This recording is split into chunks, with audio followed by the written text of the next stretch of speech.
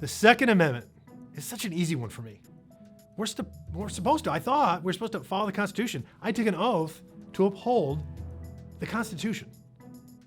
At least those Americans who are level-headed patriots get that. And right there in the Constitution, there's this thing we call the Second Amendment, one after the first.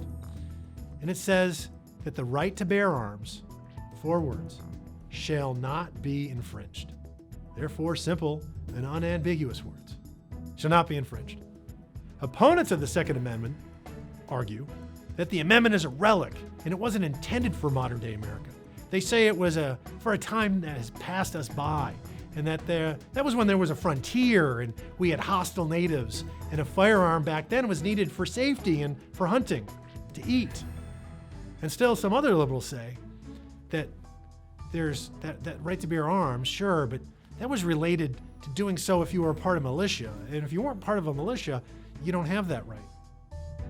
What opponents of the Second Amendment don't understand, I don't know if they ever will, that the right to keep and bear arms wasn't written into the Constitution for us to be a part of a militia, or so an individual could go hunting, or even as a primary reason to protect yourself against other nefarious types of people. Although they're all decent reasons.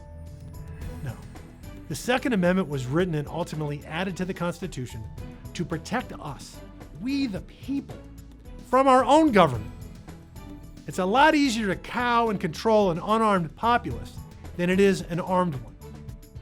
There's no doubt about that. And our democratic tradition has thrived for 2.5 centuries, in large part because our people have that right to be armed and to protect themselves against criminals, but also a criminal government, which I call tyranny. We've been blessed thus far, but it may not always be that way. We've seen other nations fall to a strongman and then suffer through totalitarianism, and no patriot would ever want that to happen here. So yes, we have firearms sometimes to collect them, sometimes for sport, sometimes for hunting, and in other instances to secure our homes. But the most important reason we have the right to keep and bear arms is to protect us against an overreaching, tyrannical government. Preserving the Second Amendment is the best way to ensure that these aforementioned threats are never a reality, but rather a plot in a science fiction movie.